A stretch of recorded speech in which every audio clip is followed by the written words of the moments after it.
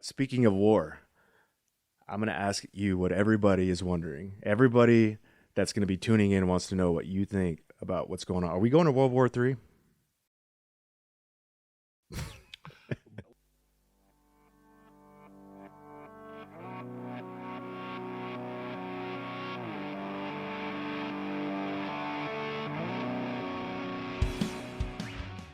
Today's guest on episode 4 needs no introduction, but I'm going to introduce him anyways. He's my good friend, Alex Jones.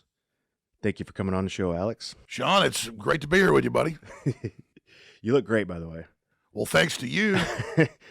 So just you and Joe Rogan challenging me, 10, 11 months ago to stop being a fat ass. Mm-hmm. So just for those that I mean, really, I'm so new to the scene. Everybody's like, who the fuck is this guy, Shawn Johnson, and how the fuck does he have Alex Jones sitting across from him on his 4th episode? Well, me and Alex started working out September 1st of last year, and since then, he's lost almost 70 pounds, over 65 pounds. He's nearly dropped 70 pounds, and we work out every single morning together. 2 hours at least every single morning, me and Alex are in the gym, or we're hiking, or we're in the sauna or the cold plunge. And honestly, like from an instructor, like a fitness instructor perspective, he's one of the best clients you could possibly get because he shows up motivated every single day. And sometimes I have to steer him to keep him focused. But as far as a client, you can't ask for a better client. So good job. I'm very proud of you. Well, you've done great too, Shawn. And you also have know so many disciplines. Anybody that says this is the way in anything I've noticed, it's a cult, and they're trying to territorialize what they're doing. But it's just full spectrum, all the different schools of thought, all integrated together. It's amazing. And the nutrition advice, the intermittent fasting. We started September 1st of 2024. So what is that, 10, 11 months? Mm-hmm. Or I guess that's like 10 months. Or less. What are we in? We're in 5th month. No, we're in the 6th month right now. So +3, carry the 1. Yeah, we're at about nine months. Wow, 9, I keep saying longer. It's been, I know. 9 months. Yeah, and I've been to my doctor that I get checkups from, and they've done my body fat index and all that, and they predict. I mean, they think I probably gained 15 pounds of muscle. So if I've lost about 65 pounds, I gained 15 pounds of muscle. That means we got an 80-pound differential. Mm. So really, that's 80 pounds of fat. 80 pounds. 80 Shit. pounds. And I still want to go down another 10. The issue is I had so many injuries. I have no Achilles because I just waited and blew 12 years ago, and it finally is completely gone. So I do that, and I just train myself to walk on it. And then I have, of course, rips in my left shoulder, old tears. I've had that checked and scanned just recently. And they're like, yeah, how are you doing this? Mm-hmm. One deep and one right here, and then a bicep tendon tear that I had to get fixed 5 years ago, but I didn't realize it was torn up at the top too. So I've got some pretty serious injuries. That's why we couldn't really do a lot of upper body the first 3, 4, 5 months. But you said, hey, listen, if you're not going to get surgery, you said you probably should. You said, everything you said was dead on. You said you should then just go ahead and just work it out. In my experience, it'll probably come back. And so now I can actually do, some basic, bench press and things. Because when I was younger, I quit working out when I was about 21 because I just got into radio and TV and stuff. I was so busy. I just went from working out every day. I was in really good shape back then to not working out really ever other than, here and there. And that's how I slowly got fatter and fatter and, more out of shape. But, back then I could bench press 400 pounds, squat 600. I mean, I was in really good shape naturally. And then, coming back, if you remember 9 months ago or so, I mean, I think you said like one of the most unhealthy, out of shape people you've ever trained. Yeah. And then, but I was dedicated. You just incrementally built me up. And some days we did 2-a-days where we'd work out and do a hike. But the biggest thing was intermittent fasting. I mean, I lost, it's got to be 20 pounds the first month and a half, just intermittent fasting. It was exactly what you told me. You said, first few days, you're going to be grumpy. You might even get dizzy, drink a lot of water. You're going to feel like crap.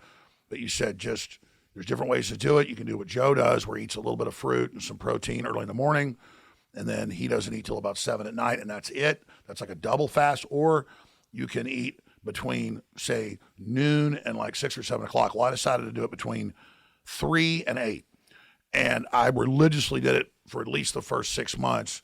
And that's when it just boom came off. And then now most days I don't eat till about 2, but I don't, sometimes the weekend, I'll take my kids to breakfast or whatever, or, some days I do cheat days. But now but 2 days into it, I felt terrible. 3 days into it, suddenly had all this energy, felt great. And like a month into it, it'd be 3 o'clock, I'd be off the air. I had to make myself want to even eat. And then you were like, hey, you're losing weight a little too fast. Make sure you're getting more protein. Make sure you need to eat a lot during that window. So I did that. So I tried to put muscle on. So at first, it really came off. I even lost some muscle. But now that I'm really, following what you said, I mean, I'm not trying to get big, and I'm getting big. I don't want to get like super yoked. I want to be lean and mean, but it's amazing. Well, one of the first things I do when new clients come to me is I ask them, what sports did you play back in high school? Right? Like, because I can learn a lot about somebody's body type based off of what they did in high school, right? Whether they were a wrestler, that tells me a lot about them, right? A football player, a track star, right? So a lot of times when we're young, that's when you see like what you're good at, what your body's good at. The school systems, the athletic programs are very good at identifying what you're good at. And then we become adults and it slips away. And then you start to lose testosterone. You start to lose motivation, right? Drive, right? So typically everybody will go through this period of their life where it's like, there's nobody there to push them. There's nobody there to hold them accountable and make them show up to practice. And there's no motivation. You're not trying to get laid. You're not trying to get a girlfriend, whatever. So it's like you get married, you have kids, and then everything just drops off the map.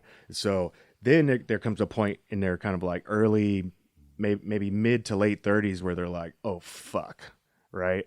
And they're trying to rekindle what they had when they were young because now they're starting to see it. And I did the same thing. When I hit about 35, I gained about 40 pounds compared to like the 80 to 90 that I was overweight last year.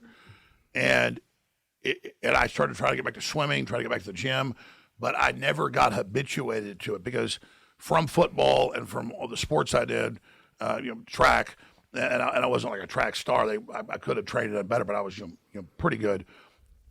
I got addicted to working out in high school and then after. And then as soon as I got really successful in business and media, I was just so busy working late hours, and I was editing and making documentary films on top of it, doing a TV show, radio show, all this at like 21. I just suddenly, I worked out at the YMCA then down on Town Lake, beautiful facility. And I just was like, I was in there for like 2 hours and I looked like a Calvin Klein model, but I had all these business and all these calls. And I remember walking out of there and never coming back. And then I went years, like 4 or 5 years, not even going to a gym again. It was like suddenly I'd lost the addiction because, now I'm back being addicted. Like somebody's like, hey, we worked out 14 days in a row. Let's take a day off. You need to take a couple. And I'm like, no, I don't want to. So what's great for people to understand is you've just got to get the endorphins. And everybody's the same, folks. You've just got to get into it, go through the pain, through hating it. But with me, I mean, within us working out 2-3 months, I hit the addiction point. And now the addiction point is, I'm like, man, I'm supposed to go pick my, 8-year-old up from camp and take her here and there. And I'm like, I'm gonna take her for a hike, or I'm like, here I'm gonna hand her off, to the nanny. I'm gonna go, in the garage and like do 500 sit-ups and a bunch of push-ups. I mean, it's so, but that's a healthy thing. So I've now reached the addiction point. And how would you say, since we've started this process, is coming up on a year now, how would you say it's changed your life? Well, it's only 9 months, really. Like you said. Yeah, but how have you noticed this affecting your day-to-day, your stress levels, right? With everything going on in your world. No, I don't know a single person on this planet that has more, maybe Elon Musk, maybe Donald Trump, but other than those two, I don't know anybody else in the world that has as much going on in their day-to-day as you do. How would you say that the working out every single morning has affected that? I already have a strong will and a mission. And so I got into fighting tyranny knowing I could get put in prison or killed. So I already expected all that, signing up for what I did, for the battle for the Take Back America, and then that's the real war. So I've never felt sorry for myself. I've expected even worse things to happen. So it's kind of already pre-baked in. But when you're operating just on cortisol and, stress and, drinking to, at night, forget about the stress of the day, you just get fried. And now when I get hit with big attacks, literally within 30 minutes, I process it. It still hits me a little bit like, why am I being attacked? These people are after me. I didn't do what they're saying. Just today, a bunch of stuff came in, a big attack. But within like 10 minutes, I was already like actually liking it and ready for the new challenge and enjoying it. And back when I was fried a year ago, it would take me a day to process and like get over a new attack. And now 10 minutes. So it's that which doesn't kill you, only makes you stronger. And within 30 minutes, I'm loving it. And I'm already figuring out how I'm going to totally defeat the enemy. Yeah. So because as above, so below. Just your body, your physical muscles, your sinew, your bones, all of that's connected to your spinal cord, your brain. It's all one operating system. And so what I found is working out and getting in shape and eating healthier has boosted my overall mental acuity massively. Well, it's the I most. mean, I feel crisper and more focused when I was like 20 years old. It's the most important faculty in your life that a lot of people don't prioritize, right? Oh, I mean, I have my best epiphanies in like an hour into a 60, 70, 80-minute workout with you, dick draggers we do. And like when blood is rushing and we're doing a workout where there's no rest, and all of a sudden, while I'm working out, all these ideas exploding because all that oxygen, all that blood's going in there, all those endorphins, and I'm just like high as a kite. I mean, love it. That's so awesome. Yeah. I'm glad that you're getting to experience it. And, like you're what, 51 now? 51 years old. And when I feel better when I was like in great shape at 20. Yeah. When we And started. I used to like run out the front door almost every day, 6 miles, like 6 a.m., go to work, do stuff, go, like rush out, even though it was a media, long lunch, I could work out for an hour and a half, feel better than I did then. Yeah. You're an early bird too, right? What time do you get up every morning? I mean, I overslept today to about 6, but I usually get about 4:30. Yeah, about 4:30. Yeah, because I get text messages from you about 4 o'clock. I'm like rolling over like, what? Yeah, the problem is even if I stay out late or whatever, here and there, it doesn't matter even if I go to bed at 1, I still have to get up at like 5. Yeah. Oh God, it's 2 a.m. I've been out doing some stuff. I'm going to set the alarm for 6 a.m. Have you always been like that? Like getting up that early, 4? I was when I was super fat and fried, I was sleeping till about 6:30. But now I don't even need as much sleep. Like I used to like 6, 7 hours. 4 or 5 is good now. That's something about that too. Like there's like a window in there, like 4 to 5 hours. If I get that, I feel great.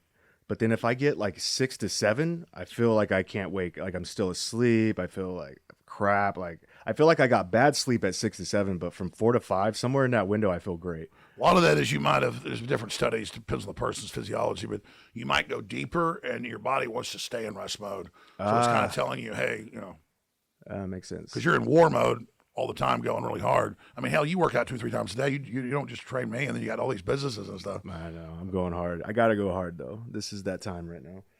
But speaking of war, I'm going to ask you what everybody is wondering. Everybody that's going to be tuning in wants to know what you think about what's going on. Are we going to World War III? Be honest. By the think tanks and the military planning organizations, both corporate and governmental, they all agree we're in World War IV, and so these are all technical terms. If you don't read what the Rand Corporation says or what the Russians say or what the Pentagon says, but this is in the Army War College and all the thinking.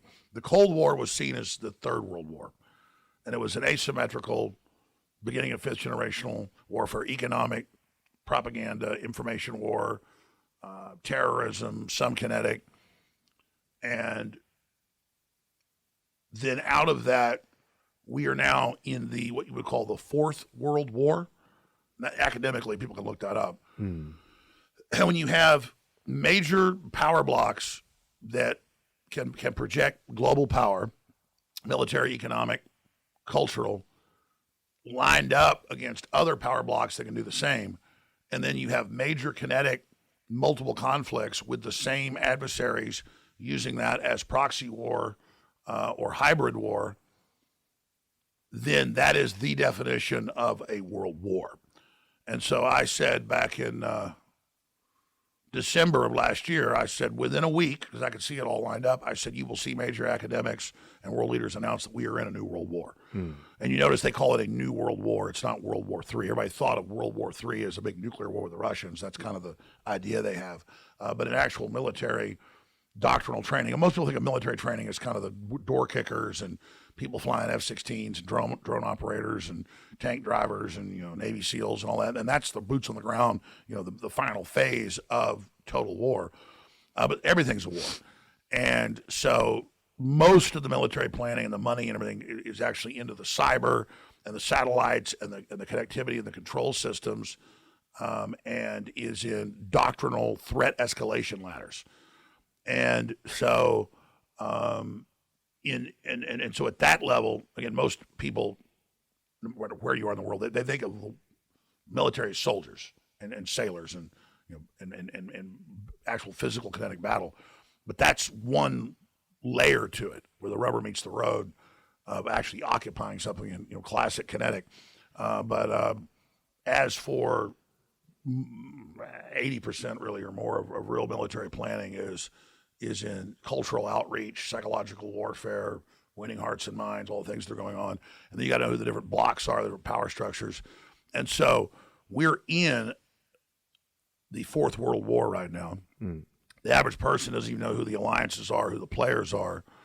And so Israel, going after Iran's nuclear program, is part of a long-term strategic plan that's several decades old, really 30 years old, to take down all of those regimes. And they finally took down Syria about 7 months ago. And then now there's the taking down of Iran. And so and the United States is being not sucked directly into it. The United States already provided the weapons, is already heavily involved in all the intelligence and the guidance. It was the U.S., from the destroyers there in the Mediterranean, shooting down most of those missiles that were, in the last few days raining down on Israel. That's terrifying that you say we skipped right over World War III and went straight to World War IV. Who was it that gave the quote that said, "I don't know what World War III will be fought with, but World War IV"? Do you remember that quote? Albert Einstein. Yeah. What did he say? Do you remember how it goes? He said, "I don't know what World War III will be fought with," because they were, when he said that, I think it was in the 50s, they were developing the nukes and the hydrogen bombs and all that stuff. There was a big proliferation. He said, I don't know what World War III will be fought with, but I know that World War IV will be fought with sticks and stones. That's terrifying. That's very sentient. Yeah. And people should see the movie Oppenheimer. It's pretty accurate and powerful dealing with all that. But again, everybody thought of World War III as Russians nuclear. So the general public has that idea. That's what that means when you say World War III. But that's over. We're now in World War IV, and World War IV is much hotter, way more kinetic. And you got 1 million dead Russians and wounded, just on the Russian side, probably more than that with the Ukrainians. And that's the biggest battles since World War II. And you could say Korea was just as bad for actual just straight up big armies clashing into each other. And it's now basically moved into a high-tech form of trench warfare, World War I 2.0. And that's what the Pentagon, the Russians call it that too. Every war is really called since the 60s in McNamara, it's called a laboratory or a war game. Yeah. So real wars are called war games or a theater laboratory testing events. And so all of it is just an ongoing system. And the issue is Iran does have sleeper cells all over the West that make Al-Qaeda and ISIS look like amateurs. The Shiites are, hands down, when dealing with the different Muslim sects, are per capita the most professional and dangerous and fanatical. You've dealt with a lot of the people, but obviously in Afghanistan, that's the other main sect of it. But that's one of the other more competent groups. But they have people all over the place, and they have said that they will use asymmetrical warfare against us. But Putin has in the last few days told the Iranians they need to put up the white flag. Really? Because if they don't give up the nuclear program, then Israel is going to continue to bombard them, and then if any U.S. targets get hit by the Iranians, then the United States is going to come fully into that. And the CIA and the U.S. Funded Saddam Hussein in the 80s to attack Iran. A couple million Iranians died, about 1 million Iraqis in that, and that was very World War I-ish as well, and trench warfare, all that. And the Iranians didn't give up in that. So it's 3 times the size of Iraq. So it's a big problem. And you need to say, are you for Israel? Are you for the Iranians? Obviously, I don't like the mullahs. I know the history of the mullahs. It's fantastically bizarre, and they're not even Persians. They're from Saudi Arabia. So the regime that's running Iran is not even Persian. Well, some of them intermarried, but the Shiites are about 19% of Islam. And then you've got about 79% is on Wahhabists, and that's what's based out of Saudi Arabia. But Muhammad, 1,500 years ago, was in Mecca. Right. He was a warlord and a slaver, everything else. And he kind of took Judaism and Christianity and Zoroastrianism and a bunch of other stuff and just kind of mixed it into a book. And it said, by the way, I'm the prophet, now you're going to invade and take over. And within 100 years of him being dead, they'd already taken over the whole Middle East. Yeah. And then there was a big fight a few hundred years later. The Shiites were saying, no, you've got to be a cleric, you've got to be related to Muhammad. And the Wahhabists were smarter, and they said, no, anybody that can be inspired by God could speak and preach. So more people wanted to be in that. That's a bigger church, easier to get into. Because they already dominated the area. Well, they had their own civil war. And so there was a big civil war with people that were related to Muhammad, and they ended up being mainly in eastern Iraq and then running kind of to the mountains of Iran because the Wahhabists basically drove them out and beat them. So they've had that fight going on for over 1,000 years. But if you look at all the leadership of Iran, the clerics and the generals, they're all cousins and stuff, and they all look basically the same. You look at the Persians; they don't look a lot like them, and it's because they're literally a royal genetic dynasty from one man. So it's a religious kingdom, and so that's why it's the Islamic State of Iran. And so you have the clerics that rule, the mullahs that rule as a genetic dynasty of Muhammad, and they all basically appoint whoever is bred in the bloodlines to be the most of Muhammad. And so, that's just wild. So in Iran, you have a country where I've been seeing tons of videos with large gatherings of Iranians celebrating as the missiles were coming in. What would you say? Because there's a lot of people out there that are saying like you just said 17%, right? There's 17%, 19%, whatever they do. So is that indicative of like the country and how they feel about the regime that's running things in Iran? Yes, the Iranians, the Persians are one of the oldest, if not they're like mathematics, Arabic, all of it comes from them. And so, Judaism, so much of what Judaism follows is actually out of that. Yeah. If you actually look at the two things, it's like Judaism adopted a lot of that. It's one of the oldest cultures in the world.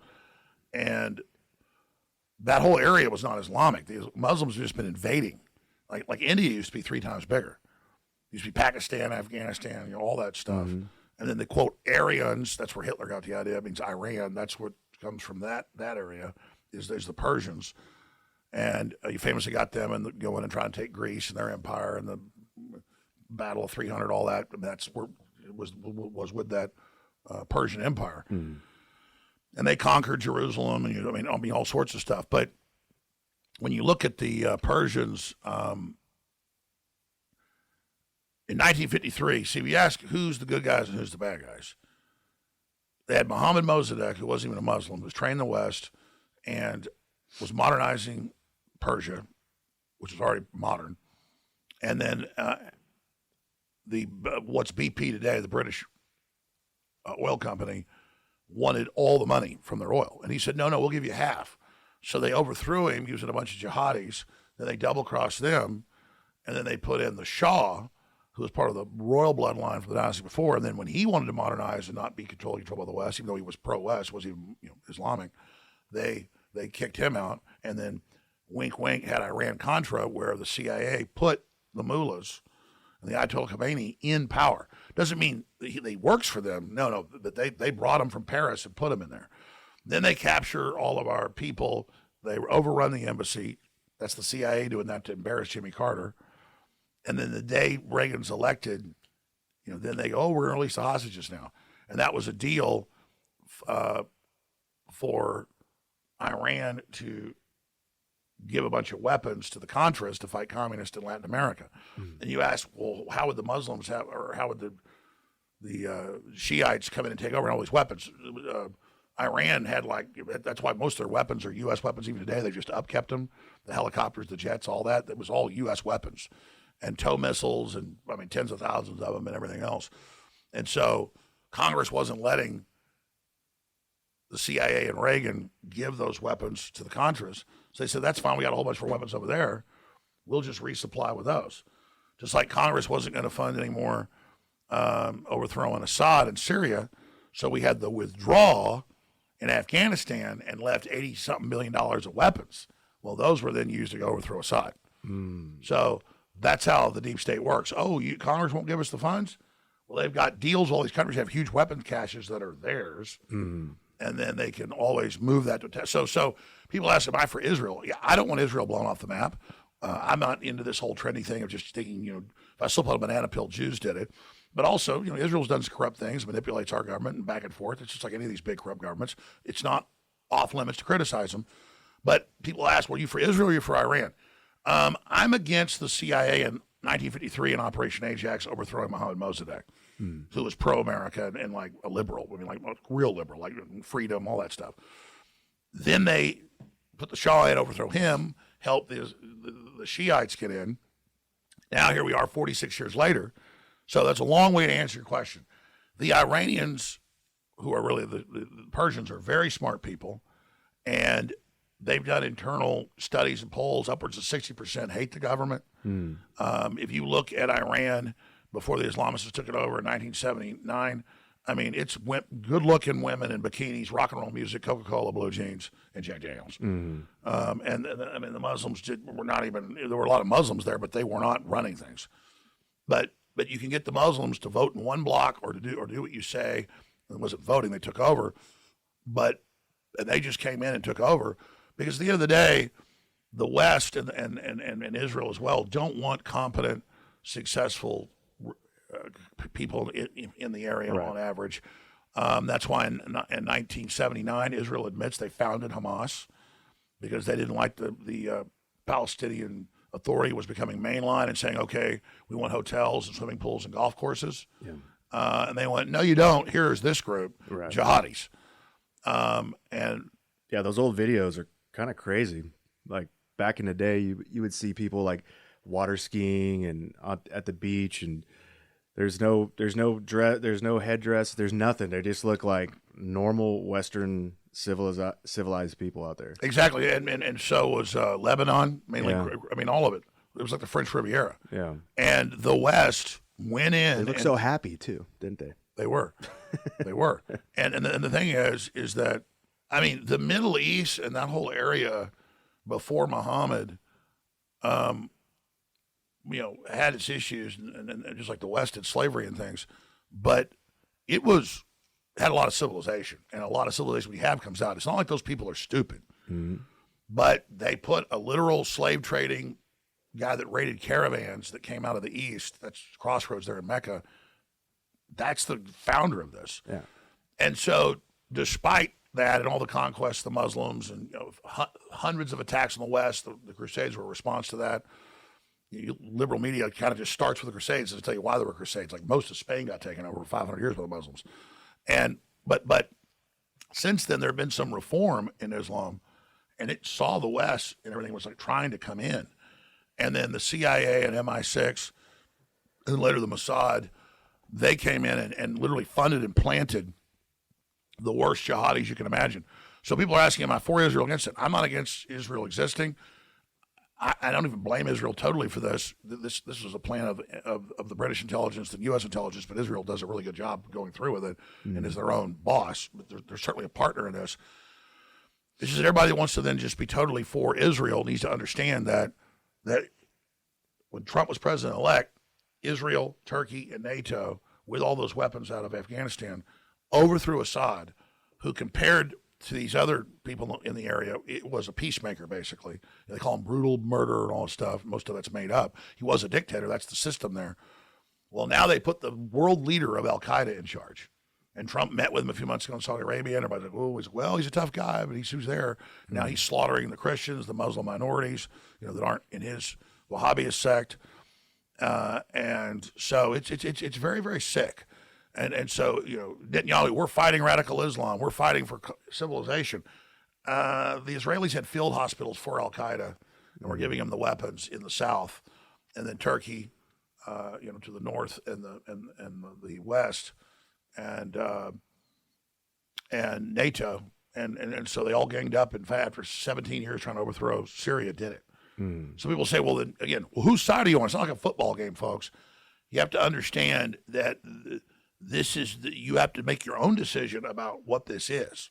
So did I cry when, some of the military tyrants? I mean, in Iran, if a woman tries to go out and not wear a headscarf, and if she protests, they'll give them the death penalty. They have big mass executions every week where they have industrial cranes and they put it around your neck and just haul your ass up, strangle you. Jeez. They don't do the classic drop you and break your neck. No, they let you twitch for a long time, and they just line up women and just hang them.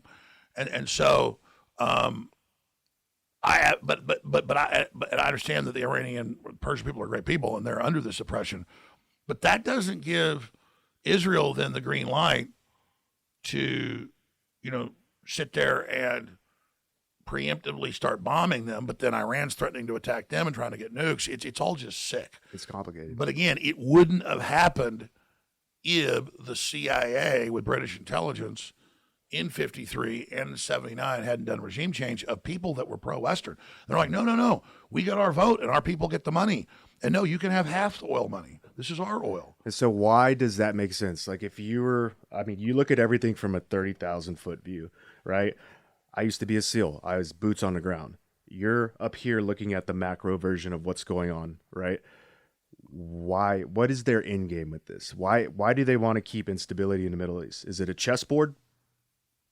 Well, that's exactly what they call it. In fact, we were hiking the other day, and you said, it seems like a chessboard, like Iran and Afghanistan are in the middle of it. It's perfect pieces. If anybody who's ever played chess, there's certain positions on the board that you want to keep and you want to hold for as long as you can because it changes the whole dynamics of the entire game. So, well, that's it.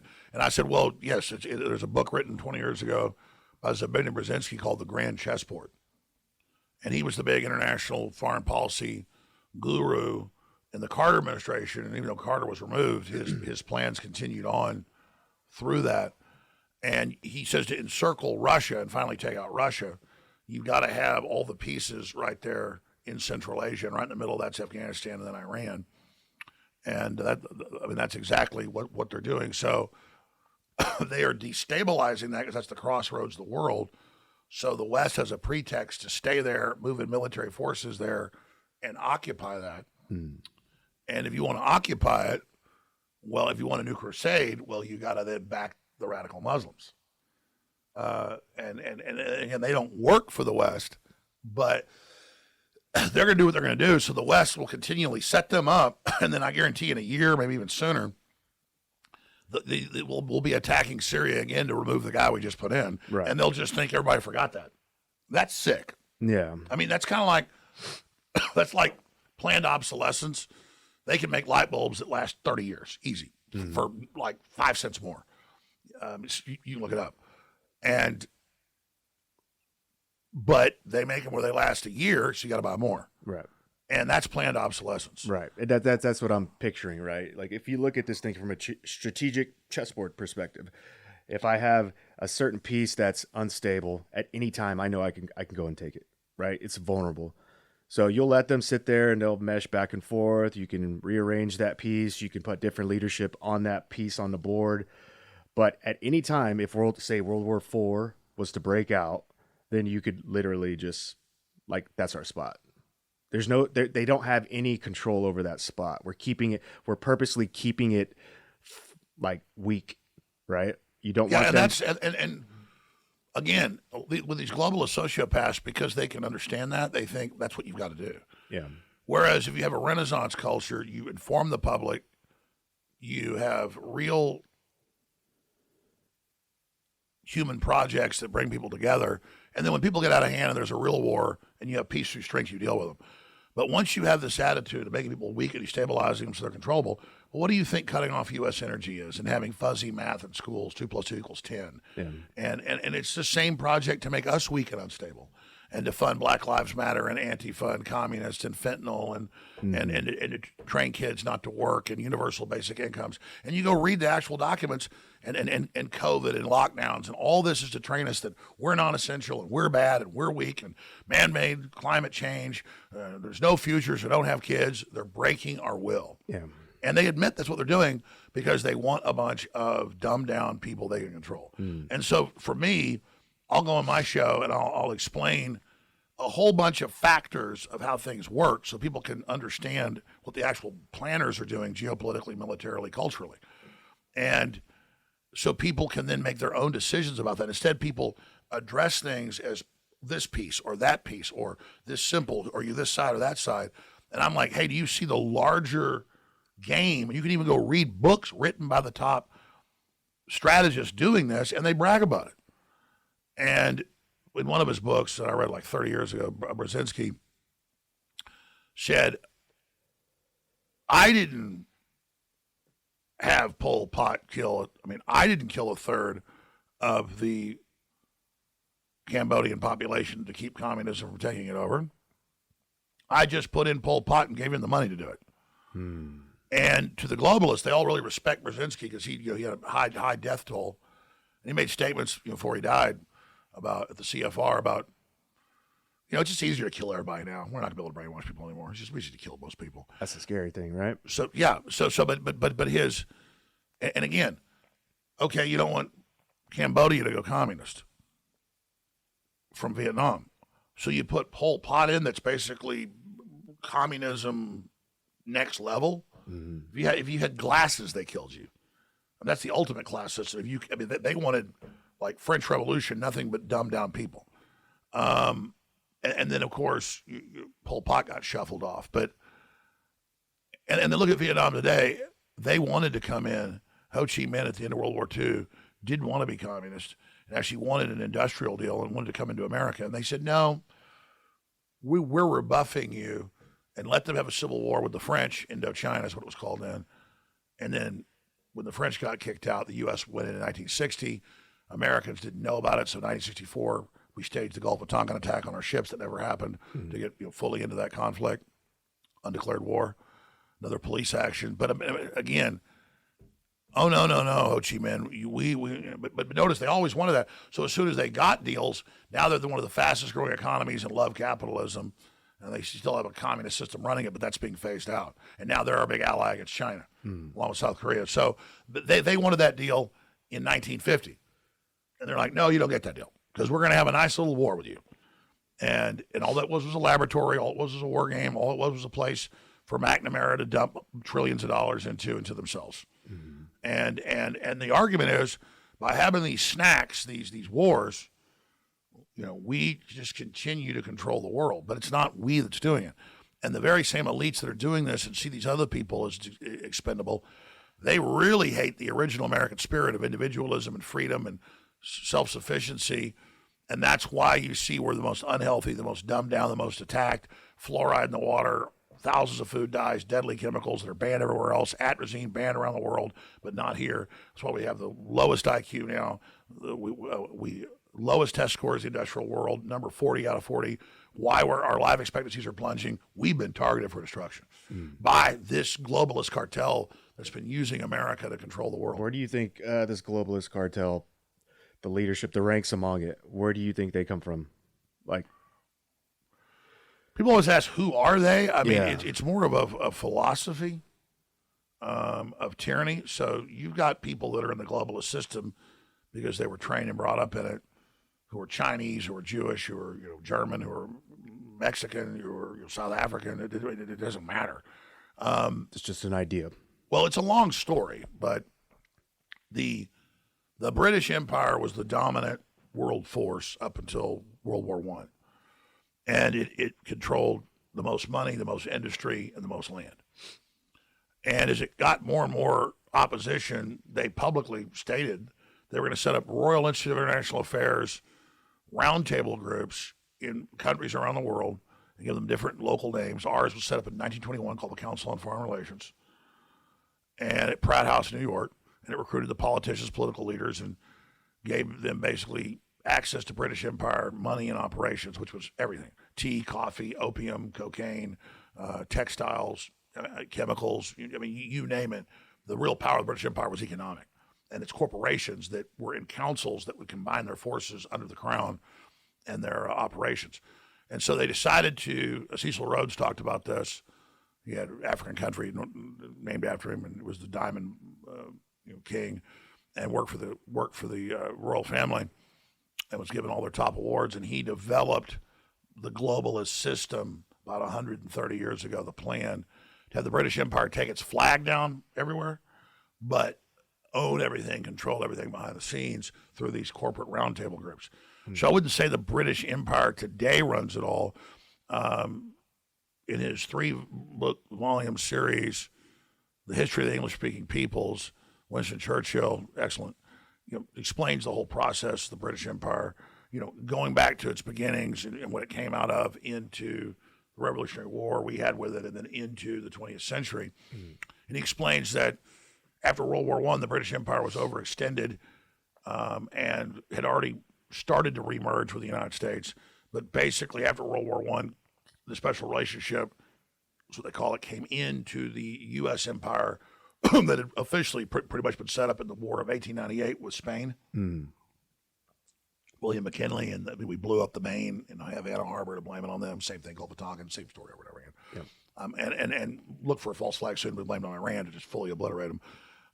But so they follow these patterns. So you ask who it is. The structure is the British Empire merged with the United States. But that was after World War I. You still have the old European elites, even though they were intermarried, and Saxe-Coburg, Gotha, Habsburgs with the British royal family. It's not the royal family that runs it, it's the bureaucracy and all that around it. They then, this is a whole history of this. Carroll Quigley was the head of Georgetown Political Science, Bill Clinton's top mentor. He wrote Tragedy and Hope, 1,100 pages long. It was only meant for academics, but copies of it got out and reprinted. He admitted it was real. And he explains this whole history, too, in that book up until the late 60s when the book was published.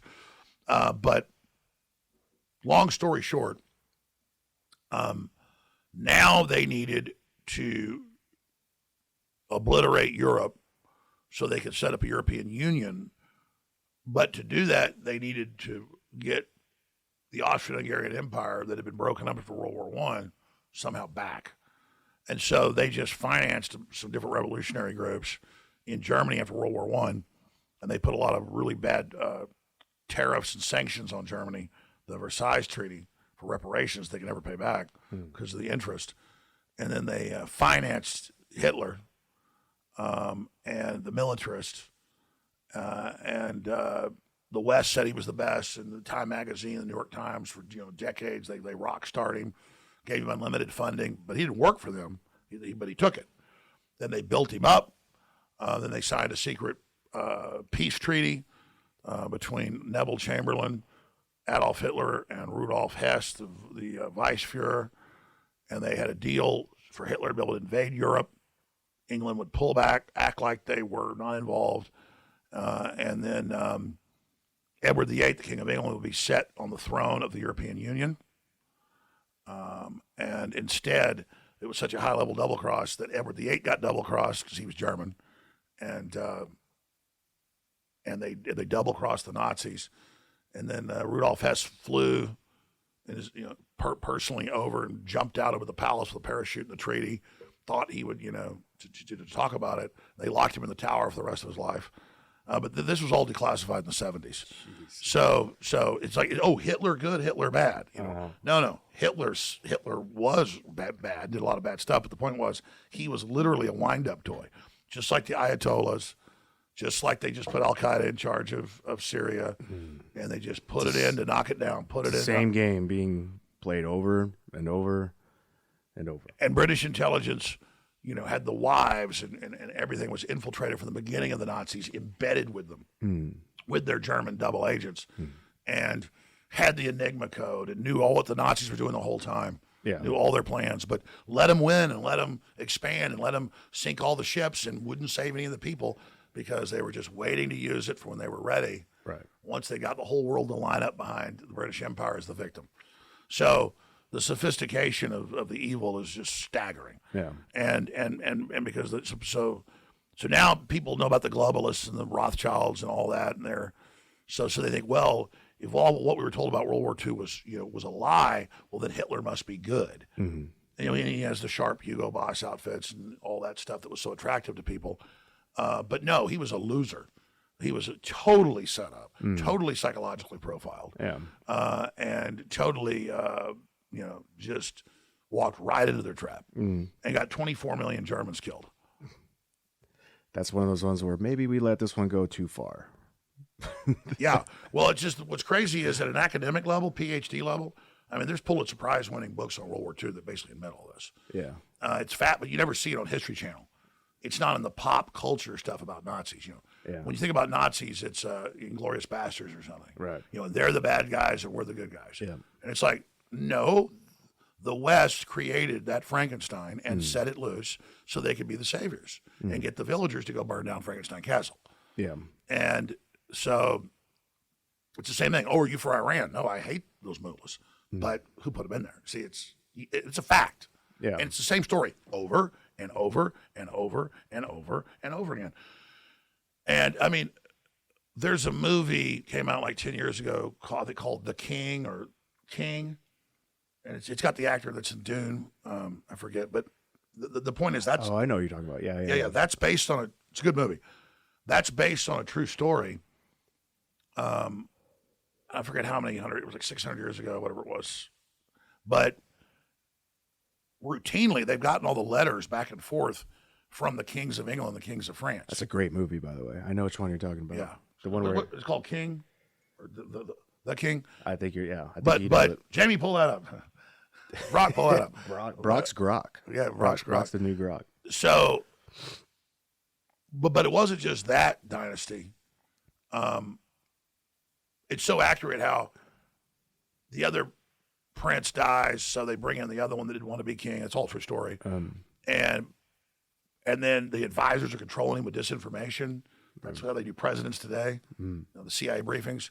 But he's got his first cousins over there. That's the king of France, and they're basically just going to have a war to unify their countries and stop their own uprisings. Right.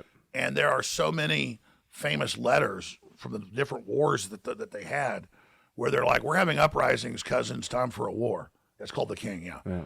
And I mean, so that's because again, William the Conqueror, a little less than 1,000 years ago, is the big Viking king that had taken over Europe, and he goes in, takes over the bureaucracy in France. That kind of some of the vestiges of the bureaucracy of Rome left, during the Dark Ages after Rome had fallen in 410 when Alaric sacked Rome. But that's a side issue. There's a lot of history all interconnects. The point is that you have the Norman that come in and take over England. And so it's all the same royal bloodline, and it's literally just the same family fighting with itself.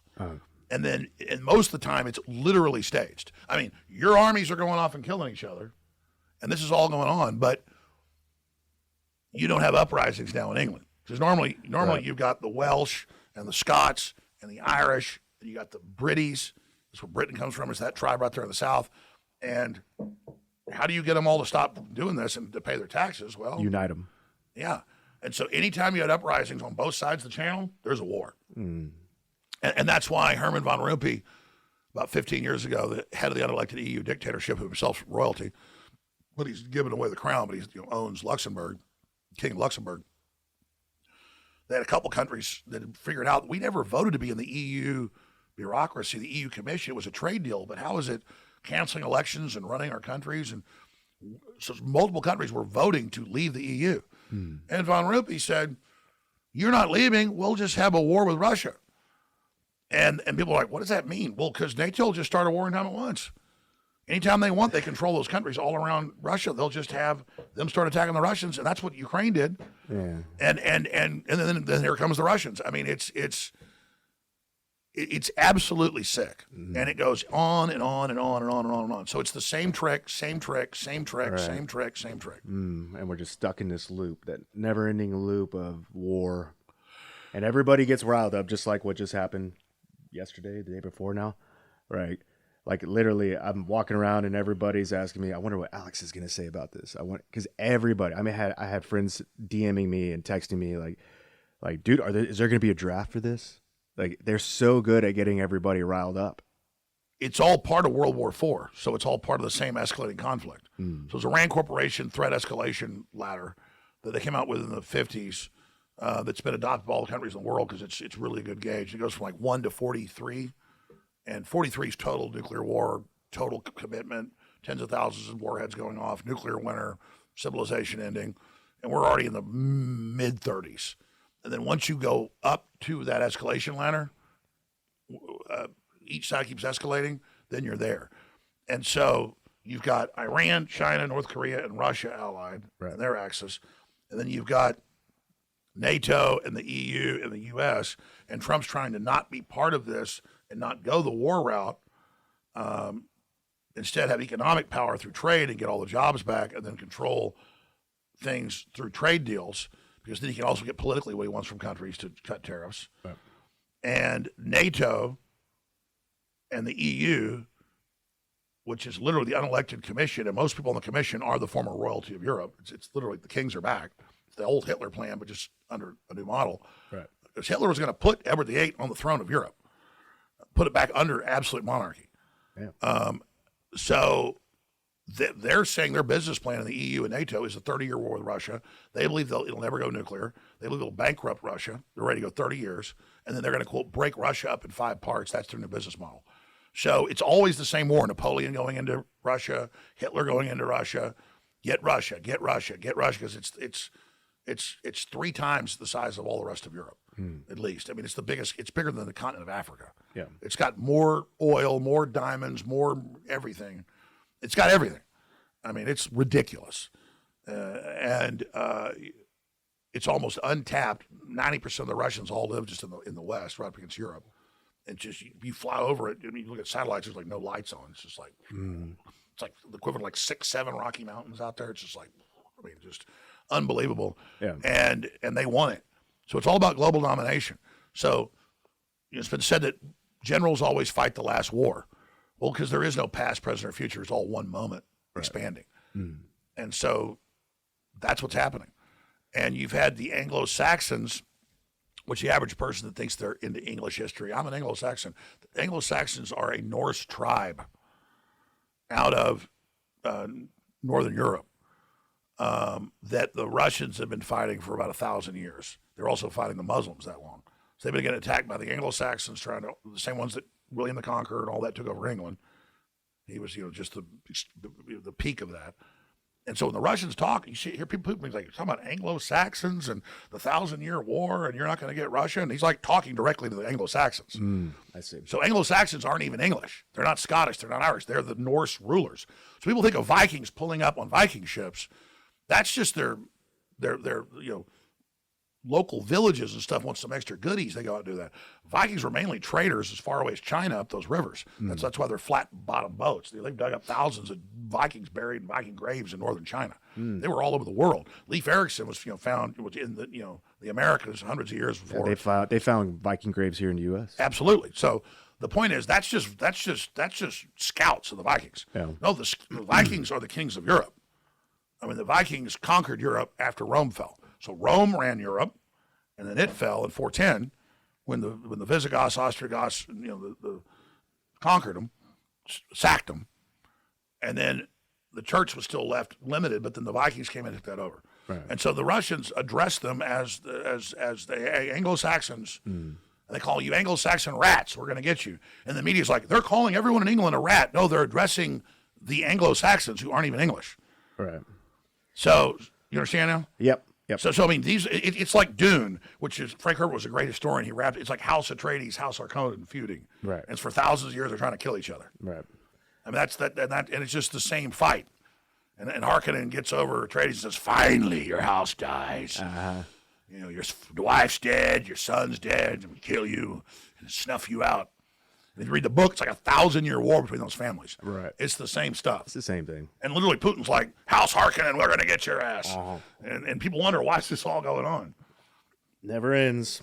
Well, I think this is a good time in the podcast to pivot a little bit. I didn't want to keep it all on. Well, this is an important question. People are asking, this is the most dangerous, potentially world-ending thermonuclear war scale we've ever been on, according to all the think tanks, international atomic scientists, the doomsday clock, because it just escalates in all the war games. India, Pakistan. I mean, here's the detonators. Russia, Ukraine's number one. Now, because of this, it's Israel, Iran, because that could bring in Pakistan and India that are at odds with nuclear weapons. China's in that as well. So it goes Russia, Ukraine, was then China, Taiwan, but now that's third now. Now it's Israel, Iran. Iran, yeah. So it goes Russia, Ukraine, Israel, Iran, China, Taiwan, India, Pakistan, North Korea, South Korea. I mean, those are the big ones. Damn. But it's closer than ever. Yeah. And it just escalates and escalates. So just people one. have a right to be concerned. Europe is bringing back the draft, including for women, conscription. Yeah. They're mobilizing for total war with Russia. I always wondered, when the military was being very inclusive with like LGBTQ, and they were trying to make the military very, very inclusive and bringing in all these different, what used to be like if you were homosexual, you were not eligible to be in the military, right? So people would use that back in the day to get out of the draft. Be like, oh, I'm gay. I don't have to go to war. And I always wondered, I thought it was kind of suspicious that they were all of a sudden being very inclusive in the military. And I was like, is that a precursor to a war where they don't want anybody to fucking dodge the draft? 100%. And again, they're not going to put most of those people in any type of real combat role. They want it to be a new system where everybody kind of has a uniform, even though they weigh 400 pounds. And they're now a federal agent or whatever on the ground, just kind of like any totalitarian system where they just get everybody basically into the government. And so, but they can draft you and put you into whatever position they want, basically slave labor. And then it gets the left, who'd always been rightfully against a lot of war in many cases. Now that they feel included, it's not so much they're going to even be conscripted, all of them, though a lot of them will be, women, particularly young women, but they now feel like that they're for war because they're part of it. Well, they feel they have ownership now. Yes. They have a seat at the table. Yeah, you have to listen to us now.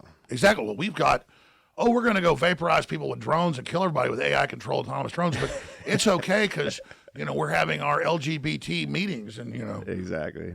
Yeah, they have to listen to us now. Yeah. It's total, it has nothing, it's total manipulation.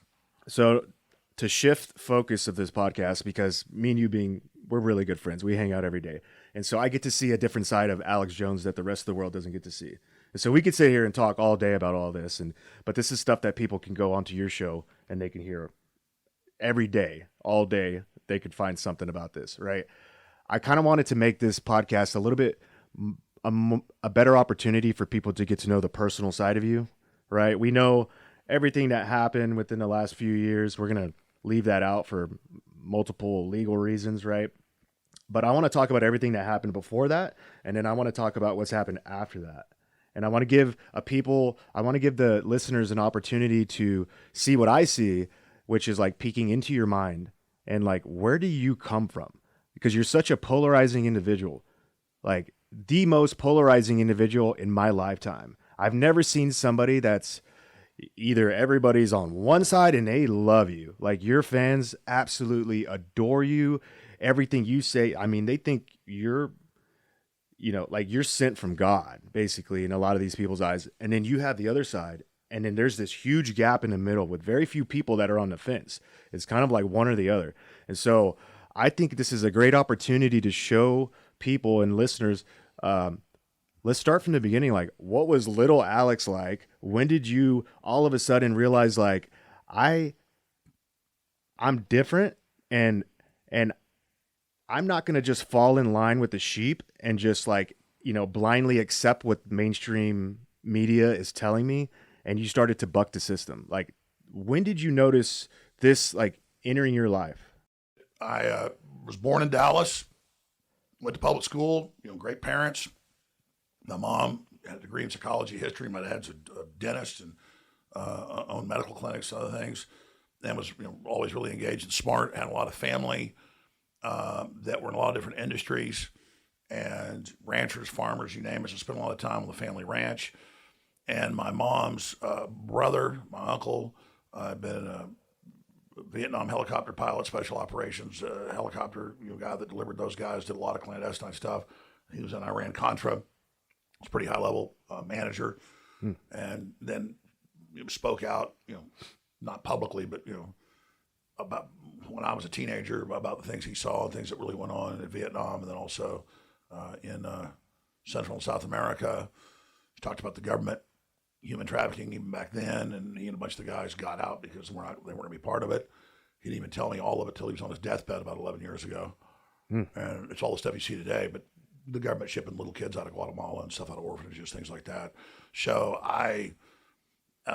So you grew up hearing crazy stories about what the government was doing, and at what point was there, was it just that, or was there a certain book that you read that kind of like made you think differently about the system? I had no idea that I had, it wasn't just my uncle. The government recruited heavily out of Texas for the military and intelligence. And so I would go to family reunions or just be around family on both sides, and they'd just be sitting around, like even the older guys, like my grandfather's, brothers and people and great uncles and stuff were just going around. Yeah, we put the Nike missiles in with the nukes in Turkey, and that's why the Russians really put their intermediate range nukes in Cuba for the Cuban Missile Crisis. And then we were gonna, and it was just all because little kids are sitting there listening to this, and I was just by osmosis hearing it. Wasn't really even interested in it, but I was. And then I was really, I was into sports and stuff, but I also was a bookworm, so I loved comic books and science fiction. And so, I was really advanced reader for my age. I was like high school level when I was like 8 or 9. And so I love reading like Robert E. Howard, the original Conan books, written in the 30s in Texas, and just loving all that. And I was reading like H.P. Lovecraft and stuff. By the time I had about 10, though, my mom had all these history books around, and some of them, had pictures in them and stuff. And I got addicted to history instead and stopped reading fiction pretty much entirely. And then voraciously, my dad would never really, if I wanted a bike, I had to go mow lawns for it. If I wanted whatever, I had to get a job very, very young. And so, but they would buy me any books I wanted. And so they had TV ads on. Anybody that's 50 or so remembers this, for Time Life encyclopedias, picture encyclopedias. So it was for adults, but kids could read it. So I would I want World War I encyclopedias. You get a new one like every few weeks in the mail. Boom, my dad would buy it. Okay, I want World War II encyclopedias. I still got them. I want those. Boom. So nonfiction. I want Wild Wild West encyclopedia. All these leather bound ones. He probably bought me 30 encyclopedias. Because my dad, the whole house was just full of books. He was the same way, and Encyclopedia Britannica everywhere. And as early as I can remember, my dad would sit there on my knee, just going through an encyclopedia, reading to me about all adult encyclopedias. And so, and he'd been involved in some secret government projects that he would never really got into. But Can you get into that? He didn't. It was DARPA, MK Ultra. My dad was basically in MK Ultra, not as a test subject, but in it. And that was that main project umbrella. He got recruited. He was 14. He was top scores and was winning these science projects and stuff. Eisenhower had started the Whiz Kid program, but it was still ongoing when my dad was, like 14 when Kennedy was in. And so, and his mom was a principal and stuff in East Texas. So they're like, oh yeah, this is a feeder program for NASA. And so your dad's mom, your grandma, was a principal. Yeah, and so she was all into academic and stuff, and so she would enroll him in all these things, all these projects. He was giving speeches, and he had a radio show once a week in Dallas. They drive up from the ranch. He was anti-communist. He was in the John Birch Society. It was basically that. And so the government hey, we'll enroll you in a program with NASA, but it wasn't NASA. And they were getting all the other big brains, around the country. And so at 14, he gets put in UT Plan 2. And what's that, UT Plan 2? It was a Plan 2 was a project bringing high schoolers into college. UT, University of Texas. Yeah, okay. and then so he told me about the first phase of it. It was like, okay, you want to be in NASA? Well, you're now going to be a year when you're 14, 15 in Houston at MD Anderson Cancer Research Facility. And so he's in there, and he's in the big quasi-classified cancer wards with terminal cancer patients where people are signing, agreements to take stuff that they know is probably lethal, raw testing. And basically he was put right into the bad scientists because that's at the top of this thing. That's how and he was in there with other, young people from around the country and in there assisting these scientists. And my dad, I remember being a little kid, he was telling me about it. And then after about a year of that, he said, I don't like this. And so they said, okay, well, we'll put you in another project. And he would never tell me what those other projects were other than it was very interesting. And he told me that they took him under UT when he was like 16 and said, oh, here's the secret nuclear reactors. They already had computers. They already had CD-ROM. They already had all this stuff way advanced and everything else. And then he went into some other projects. And then by the time he was about 20, he said, I'm not doing this. And he decided to get out and then just go get his dental degree and decided he didn't want to be part of it. So I had, because he decided it was bad and whatever they had him doing. And I later from other people learned about it, from other people like, oh yeah, you know what, your dad was doing this. And it was basically infiltrating leftist groups and a bunch of other stuff and, wow. Timothy Leary type stuff. Dr. Jones was plugged in from the beginning, 14. Yeah. Holy cow. Yeah. And so I was just in this environment and but I was hearing all this stuff. And then my mom's dad was very eccentric. And how so? I mean, he was UT football player, roommates with Tom Landry, founder of the Dallas Cowboys coach. They both left UT to join the Army Air Corps together. And, Tom Landry used to come down to the house, all this stuff. But my point is that he was dialed into a whole bunch of stuff. And he was a big inventor, and he'd wealthy family in Dallas, and was dialed into a whole bunch of that stuff. So he knew about a whole. So I grew up with him talking about all this other space program stuff and how the government really worked and all the rest of it. And again, his son, my uncle, was very interesting. Like he was the world champion Morse coder when he was like 16. Wow. The best Morse coder in the world. What does that mean? You're just super fast? Or? Well, even back then, and beep, still, beep, beep, beep. That's how they would communicate stuff. So that's what he did in Iran-Contra, which is one of the deals, was the dispatches to the White House. See, is it comprehension they were still sending that back. Of Morse code, or is it actual? It's how fast you can do it. How fast you can But send it's also, they give you new codes all the time, and that's still some of the best codes that people can't break. And he was telling me they were using like Revolutionary War codes and stuff, but they were all from 1776, they were changing them up. That's the problem with any of this stuff. There's just trillions of data points. And that's what you wanted me to talk about today. I've never really told people. Right. Is bigger than just all that, is how my brain works and why it's hard for me to communicate things to people. Because I basically, when I start talking about a subject, I have all these data points that go into how the whole thing works. And then it's hard to extrapolate that with the spoken word. Like somebody can't be told about the Matrix, you got to see it, is what I'm saying. So the biggest thing was, I just grew up around all that stuff, and they weren't trying to indoctrinate me. They weren't telling me what I was supposed to do. They weren't saying you should go do this, you should go do that. They were all very critical, and come up there being a battle inside the government for the future of the country. And you were just paying attention.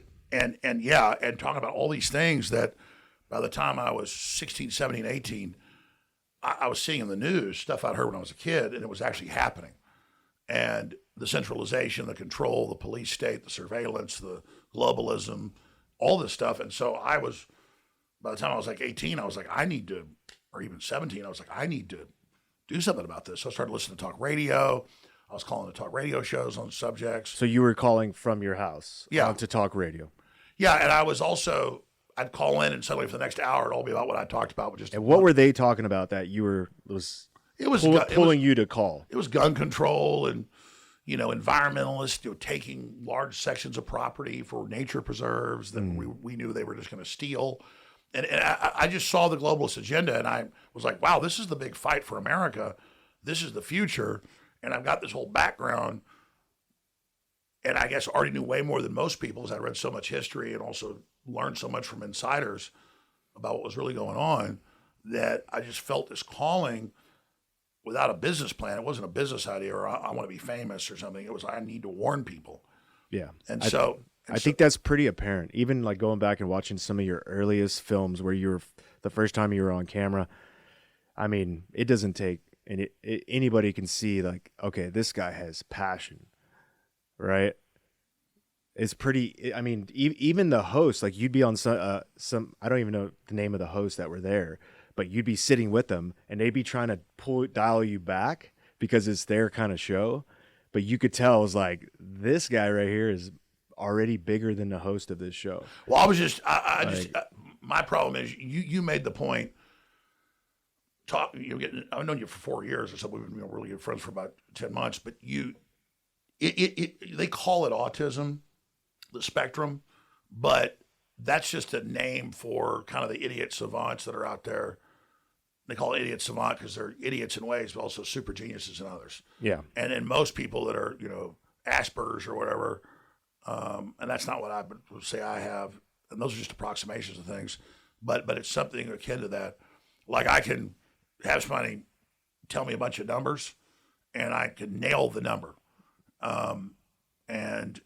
But if I try to do math, I can't do it. Yeah. Like last night, I had looked at the clock in about an hour, and I laid down on the bed, and my phone was off because I'd had it off. So I just turned it off so it's not annoying me. And I just said, turn the phone on. It will be 10:37. Turn the phone on, 10:37. And I've done it on air for viewers. I mean, I've done it where I say Trump will announce he's the winner at 1:27, and I didn't think to say the time. It's beyond autism. It's like psychic. Yeah. That's what it is. And so I can integrate all this information. I had a photographic memory, but from alcohol and, just as you get older, I had a totally photographic memory until about 40, 42, 43. And it was actually great when it started to slip and go away. I still have a great memory. Because before, any topic, any subject, I would suddenly, all this data I knew about it would just go, and I would start stuttering and wouldn't even know how to process it. Like even now, I got to ask a question. There's thousands of points. And I feel like I can't just tell people a one-dimensional answer. Right. Because everybody's controlled by one-dimensional. Right. But then that's how most people's brains operate as one-dimensional. And you maybe get into second, third dimensional. And so that's really the big thing. And I don't know what it is where I have this internal clock, that does that. I mean, well, that's part of it, right? Like that's kind of like a human reaction to when your brain is overloaded with information that you are trying to get out, right? Like if you ask me a question, what are you doing today at work? And I'm like, okay, I can break it down into like the most simplistic thing. I got to, put my work clothes on. I got to drive to work. I got to sit in my truck for a little bit, and then we're going to possibly go here for dinner later today. I can give you like a direct line path. But when you're dealing with somebody that has like neurodivergence, right? You're familiar with neurodivergence, right? You could potentially have ADHD. You can have autism. You're on the spectrum of some sort, right? The spectrum's very wide. I think a lot of times in society we have misconceptions of people that are out there, right? Because we don't understand what's going on in their brain. And I think there's been a lot of people that have misrepresented you or maybe misjudged you because they don't understand how your brain works. Does that make sense? But like a simple thing like, hey, what are you doing today at work? I can break that down very simply because I know how to break it down simply. But for people that their brain works differently like yours, where it's kind of like throwing a ton of darts at the board and you're pulling all bits of information. I might do this, I might do that, I might do this, and then trying to get that to sync up with their mouth as they're talking. And while you're doing that, even though I'm excited to be doing this, I'm already thinking about all the attacks going on right now. Exactly, yeah. And the other, and the war, and then all the other stuff is just going. Yeah. But to ask about that, the general public has had the corporate media and its whole agenda, that's a whole other subject, take things out of context to try to then demonize larger issues that they're afraid of coming out. And so I realized that they take out of context what I say and try to use me as a tool against the truth by taking things out of context. That's just one layer of the deception when I'm doing all of this from a place of just trying to empower humanity, because I'm an individual, but I'm also understand we're all in a collective. So I see everybody else as basically an extension of me and vice versa. And so there's a lot of different reasons and things they do, but they're just threatened by populists and free thinkers. And so they take things out of context and they blow them up, or they just completely make up things I never did. And people have to understand that. Like, remember they said Trump said the KKK are very fine people. No, he said at Charlottesville, he said, no, there were Antifa that were bad, there were KKK that were bad, but there were also a lot of people there just to see what was going on and people that didn't want our history taken down. There were very fine people on both groups, but I do not mean the KKK. Right. Well, they just say very fine people, KKK. Well, they pick and choose what they want. And they just say it over and over again with just this, well, it must be true. It's everywhere. Yeah. You know, like most of the stuff people have heard about me, it's never was said. Yeah. Well, it's a great point because, like you said, we've known each other for 4 or 5 years, but we didn't really become really good friends until I started training you. And so I had this idea of you based off of what the media told me, but also what I see on your show, right? But what you see on your show is like, it's not an act, but that's your show. You're expected to show up and deliver energy, right? And you're supposed to, like, you're representing the people that follow that show, right?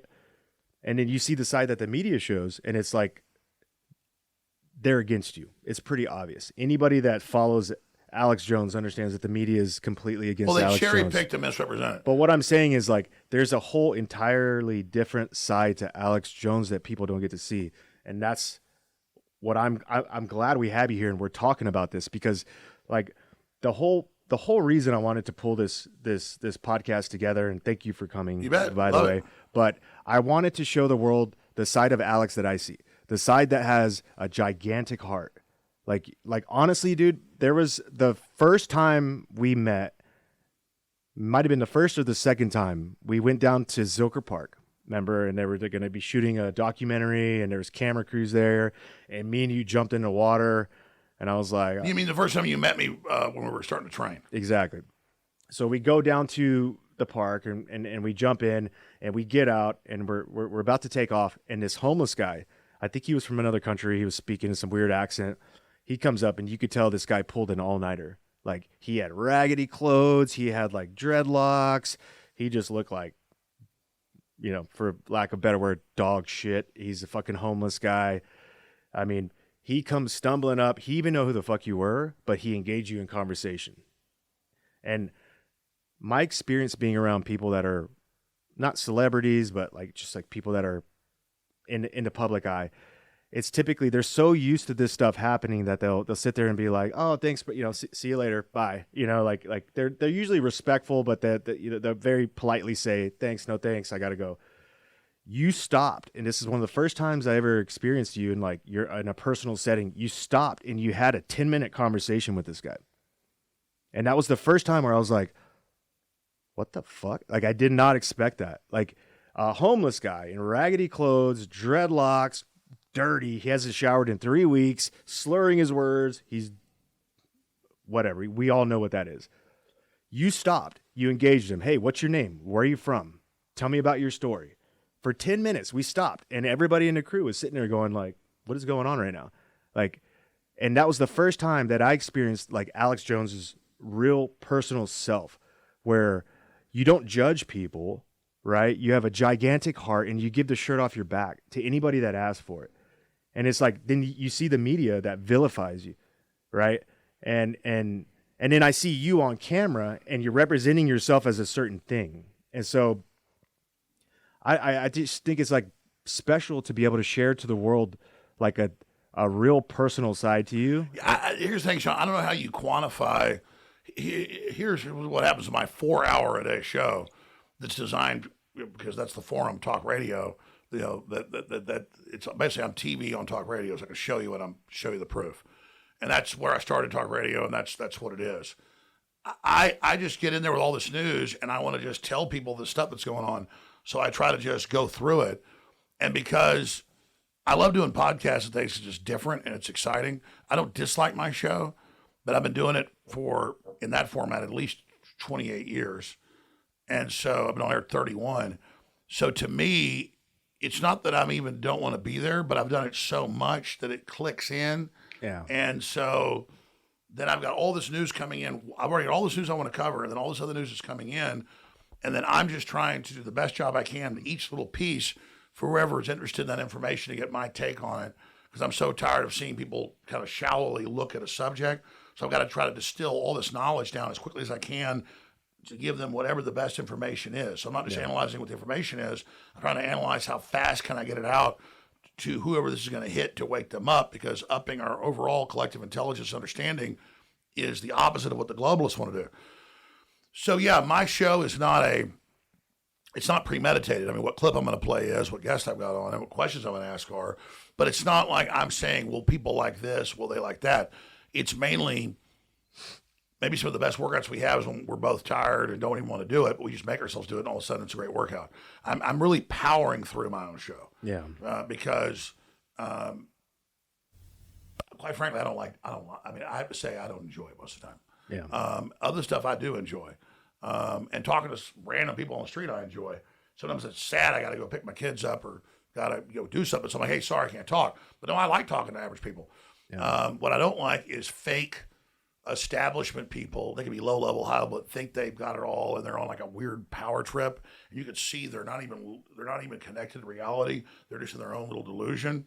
But you know, I don't care if it's some billionaire or whether it's a homeless person.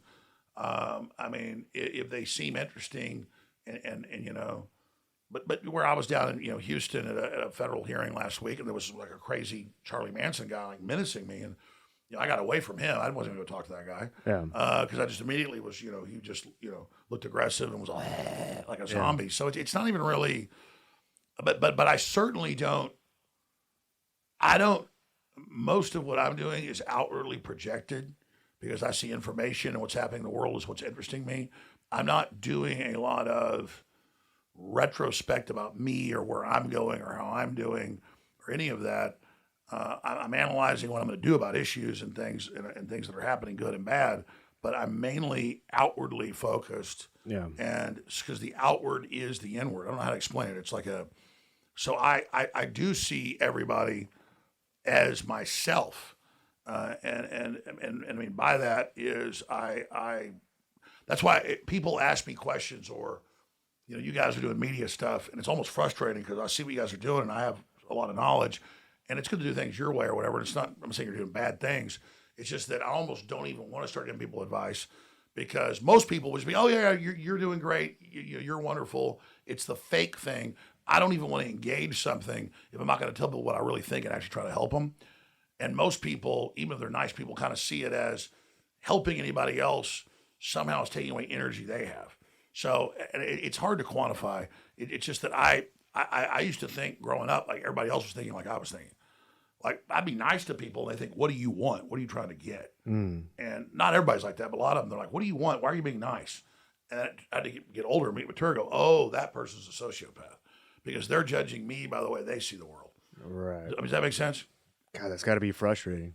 Like, well, it's really the problem is that, like I said, any issue I look at or anything, I've got a big database in my brain on. And so anything I focus on creates this whole system of information and all the different ways you can look at each piece of that. So So on this subject, if you could sit across from somebody that has misjudged you based off of what they see, like, it's like, for example, in that trial, okay, the last big trial, show trials, right? Show trials, 2 of them. right? I'm not going to name names or dates or locations for obvious reasons, but it was very apparent that certain people were upset with the way you were behaving. They thought that you weren't following proper courtroom etiquette. They thought that you weren't taking it serious, some would say, stuff like that. So if you had an opportunity to explain yourself as to why that was happening, and based off of what we've been talking about with the neurodivergence that goes on in your mind, whether it's autism, spectrum type stuff, if it's ADHD, like, you have an opportunity to defend yourself to those people and to, like, be like, listen, I'm sorry if you viewed me the wrong way. That's not the way I am. Like, if you had an opportunity to explain that, how would you? Sure. Well, who would I be addressing? The general public or the people that ran the show trials? Anybody that was watching it, or anybody that was involved in that show trial. Anybody that was there that might have misjudged the way you were behaving. Because the side of you that I know, that's not that. And when I watch that, I'm like, you were probably that's not Alex being disrespectful to the courtroom. That's just Alex because that's the way his brain works. Okay, and I think you're getting mischaracterized and misjudged based off of things that are. Are you talking about the propaganda piece? You watched that? Potentially. Yeah, I haven't even watched it, so I know I already read what the script was. They had scripts. What I'm saying is, like, there were certain courtroom proceedings where it was televised and stuff like that, where you might have came across and gave people the wrong impressions based off of what, like, the way you were behaving on the stand or whatever. Like, what I'm saying is, like, I know you, and I know because I know the autistic side. I know the ADHD side, right? And if you had an opportunity to explain to people, okay, if I came across as a certain way sitting on the stand, this is why. Well, you have to understand that the stuff they put on TV is all edited. And so they present a distorted thing. So I'm even responding to something that's distorted. No, I completely understand that they're picking and choosing the clips that they decide to put, even if they don't Well, no, align if somebody with gets the up and question. says, so you make it up that their government officials involved trafficking kids. Yeah. And I'm like, you mean like the Clintons and Epstein? Right. Yeah.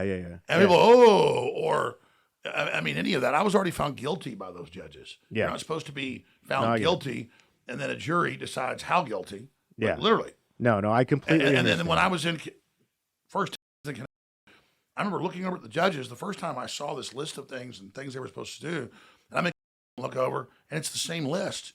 It was scripted. Yeah. So people ask, they only had show trials where I was already found guilty, where I was ordered to be there for a theater production. I mean, cameras, TV cameras, makeup, the judges. It was literal, like, high school play. And you can't expect somebody when they're in a high school play that you don't want to be at to play along with the play. So people are like, yeah, you've called the judge a tyrant. Yeah, she's a tyrant. Yeah, but what we're used to, because you're not the first case. We're used to people playing the game, right? We're used to people going up on that stand, taking that seat, getting questioned, and even if they know this is all for show, we're used to people going, yep, you know. Okay, so you're already guilty, and you're ordered to be at a show trial, exactly, and then you play along with it because they're trying to save face. What we saw was the real raw Alex on the stand, where you're like, this is fucking dumb, like. The body language you were giving off was like, why am I here? This is like the questions that you were receiving from that lawyer, that attorney, was like basically like, come on, man. And it's like, I know you. Well, they would do stuff like just put stuff out that just was completely untrue. It's like, respond to this. Yeah. Like, how many times, hypothetically, how many times you raped your wife today? Yeah. Like, respond to that. I just think it's a great opportunity for you to explain, like, if I came across a certain way, this is why. It came across, however, because they took weeks of stuff and edited it down to a few minutes. Yeah. So, but most people don't know that. You know that. The rest of us, the audience, doesn't know that. If people say it came across like I didn't care, that's because it was complete distortion. So you can't watch a literal made-for-TV movie that someone's forced to participate in, and then say it didn't look like he was into it because I knew it was fake. And I sat there and said that. But, of course, you never see that because they decided what you're going to see. So, again, I mean, when they had those show trials, though, it completely backfired on them with the public. I mean, they had to kill the comments online on the big site streaming it because it was like 99% was like, what is this? And then, so, I mean, people ask why I laughed when they had the verdict for billions of dollars. I mean, I've never had, $10 million. Yeah. It was just like, he was all just like, he made hundreds of millions of dollars off this. His whole career is this. Barely ever even talked about it. And it was just like all these things I did, they had no proof that I ever did. It was just like on and on. He's a villain. He's a whatever. And I'm just like, and then like a bunch of the people that had verdicts on me, I never even said their name or I didn't even know who they were. And it was like $130 million for this guy, $100 million for that guy. I don't have the money, so I'm laughing. It's like, I mean, the analogy is, you going to shoot me with 10 bullets or 5,000 bullets? Right. It's like, we are ordering you killed by firing squad. You will be shot 1 million times. And I was like, okay. And then they go, that's not enough. We want 2.75 trillion. That's the GDP of India. And it was just like more and more like, like scare everybody. I mean, that's what this was, is like, don't question us. Don't push against the system, or we will do a $2.75 trillion judgment. I'm very curious, like when all this was going on, did you ever sit down and have conversations with like your mom or your dad? And what did they think about this? Like, did you ever sit down and have conversations where they were like, because at the end of the day, you might be a grown man, right? But that's your mom's little boy. And I can't imagine the mothers out there with little kids right now. Maybe they have a little bit of a ADHD or, whatever. They got them on Adderall or whatever it is, right? And it's like, even despite saying the wrong, however you want to, like, whatever, at no point should a mother ever have to witness their son being exposed to the entire world and the entire government, media, everybody just like attacking one person.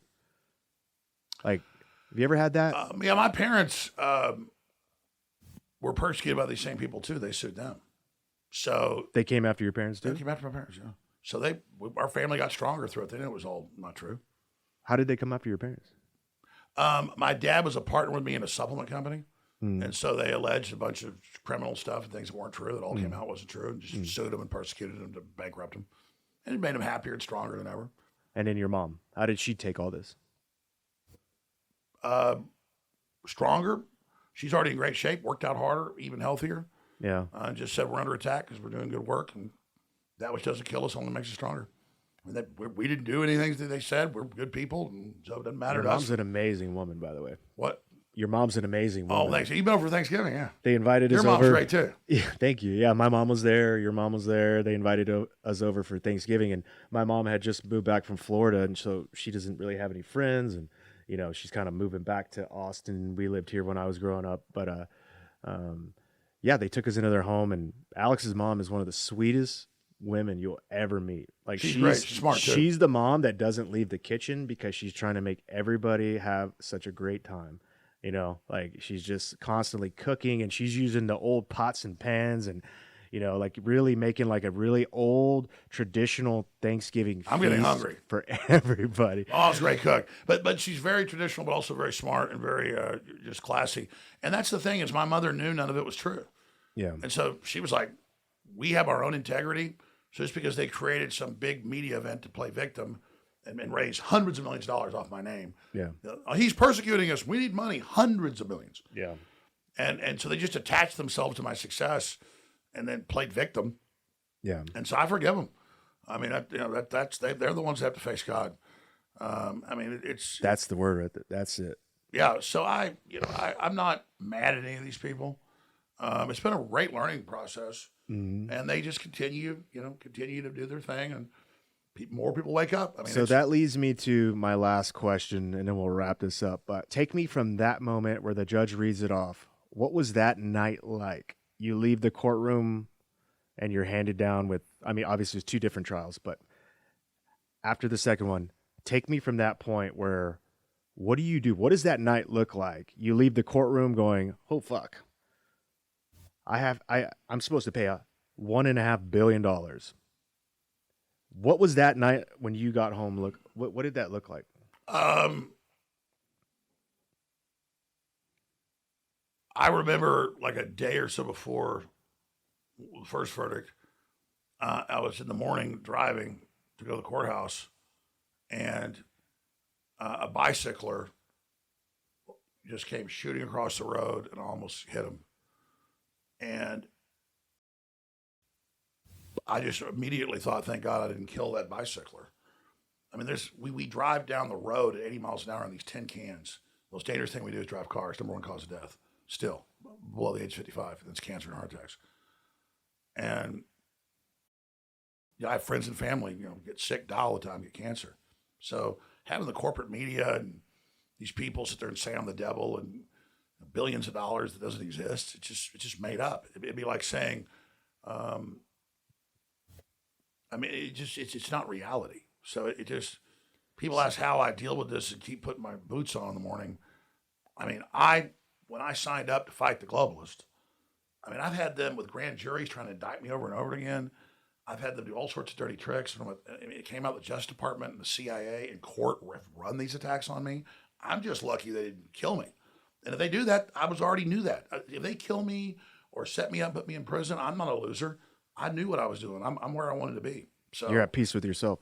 yeah, I signed up for this. Yeah. I knew what I was getting into. I've had them in board meetings and settlements and other groups before they did all this. Another arm of it wanted to meet with me and offered to buy me off and all this stuff. And they also, in these other events, have told me, "Oh, just stop doing what you're doing, and we'll drop all this." I'm just like, no. It's because I know I'm doing the right thing, and I've changed the world, and I've inspired other people to change the world, and I know what my real work's been, and the majority of the public that watches and follows it knows that, and I'm gaining ground all the time.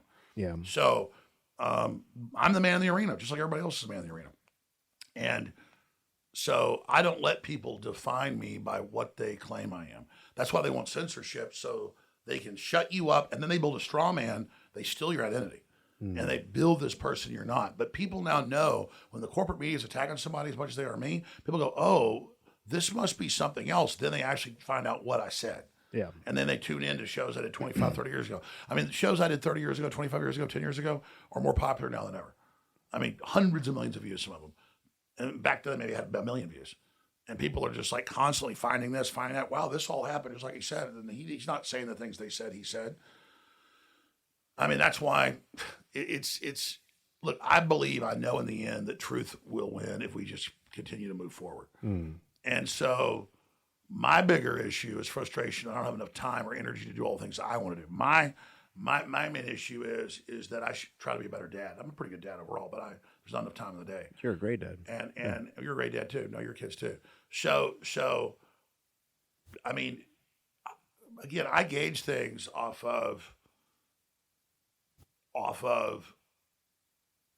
what reality does it import? Like how is it? It doesn't even affect me. You'll see the headlines: Jones refuses after all these years to give them their money. Well, it's all an appeal under the law. I get it till the appeals are exhausted.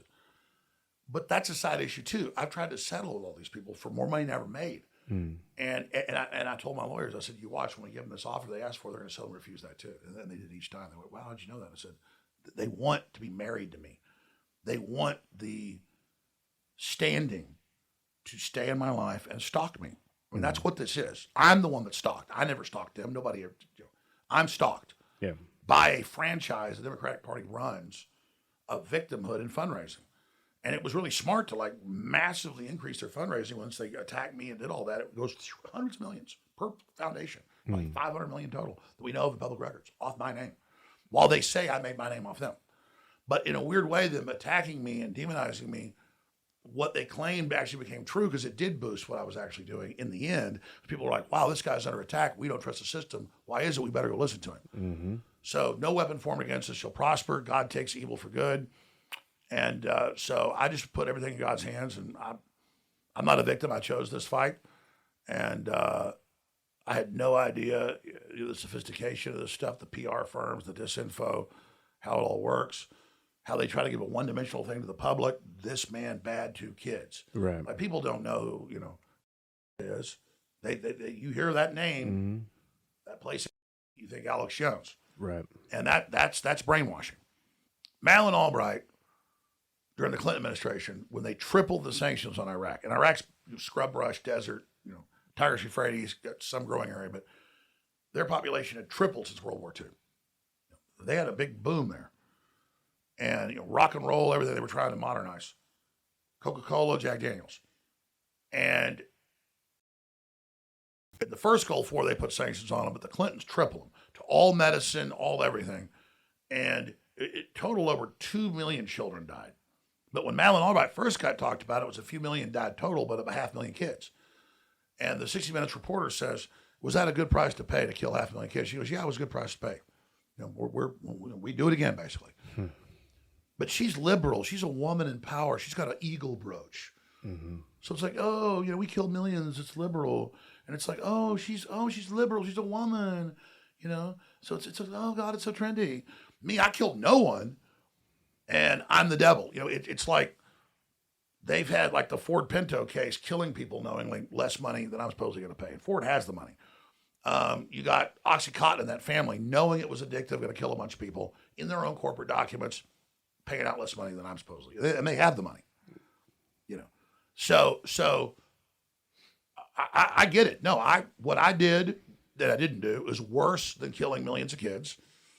And it's worse than shipping OxyContin out. It's worse than millions dead from fentanyl. And it's worse than anything in history ever done. And I own it. And I just want people to know, you're right. I'm the bad man. Like Tony Montana says in Scarface towards the end. He goes, you need me to point your finger and say, there's the bad man. So good, say good night to the bad man. So I own it. I love it. Because this evil, corrupt system, when it says you're the devil, people know it's the opposite.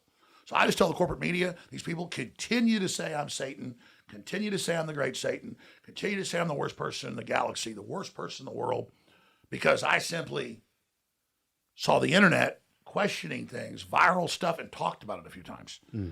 Great. But this is how they demonize America, how they demonize families, how they demonize Christians, how they demonize veterans.